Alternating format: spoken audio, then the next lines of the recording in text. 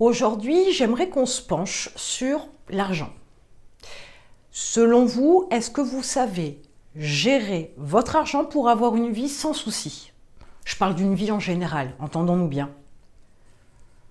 Gérer son argent, ce n'est pas si simple. Beaucoup de personnes pensent que le fait de faire leur compte, le fait de savoir ce qui rentre, ce qui sort, etc., de faire de bons calculs, éventuellement faire un bas de laine, une épargne, c'est une bonne chose pour pouvoir absorber les coups durs de la vie.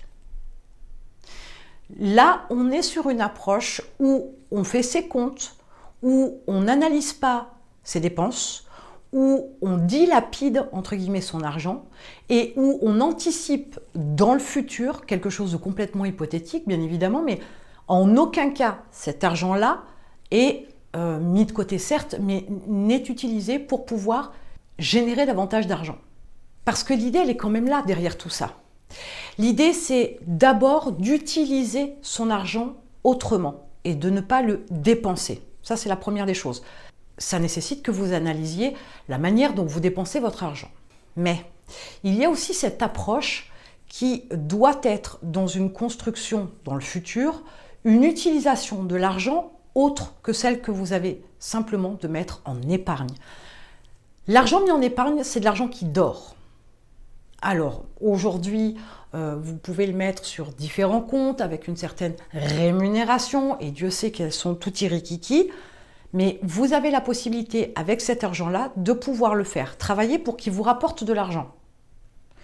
Là, on est vraiment sur une approche où on gère son argent pour avoir une vie sans souci.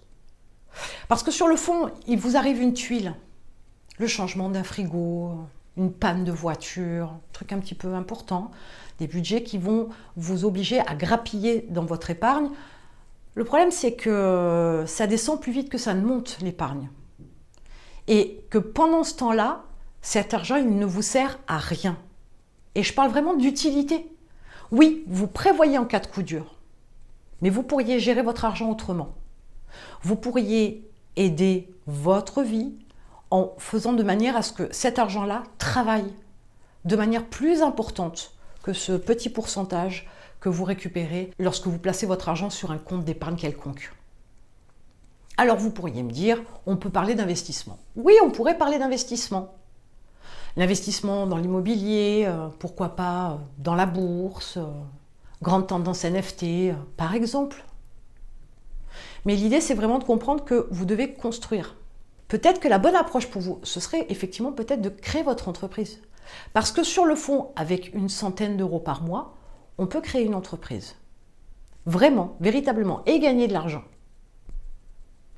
Mais si vous faites dormir ces 100 euros tous les mois sur ce compte-là, à la fin de l'année, au-delà des 1200 euros de base que vous aurez épargnés, vous aurez quelques centimes à récupérer derrière. Ce n'est pas faire travailler votre argent.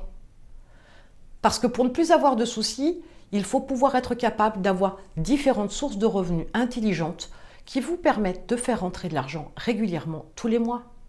La gestion, ça ne veut pas strictement dire qu'il faut savoir compter. Ce n'est pas tout à fait la même chose. Donc selon vous, est-ce que vous êtes capable de gérer correctement votre argent pour avoir une vie sans souci? Mettez-moi en commentaire la manière dont vous dépensez votre argent aujourd'hui et peut-être que vous avez déjà une idée de comment utiliser cet argent pour générer une autre source de revenus. Mettez-moi tout ça en commentaire.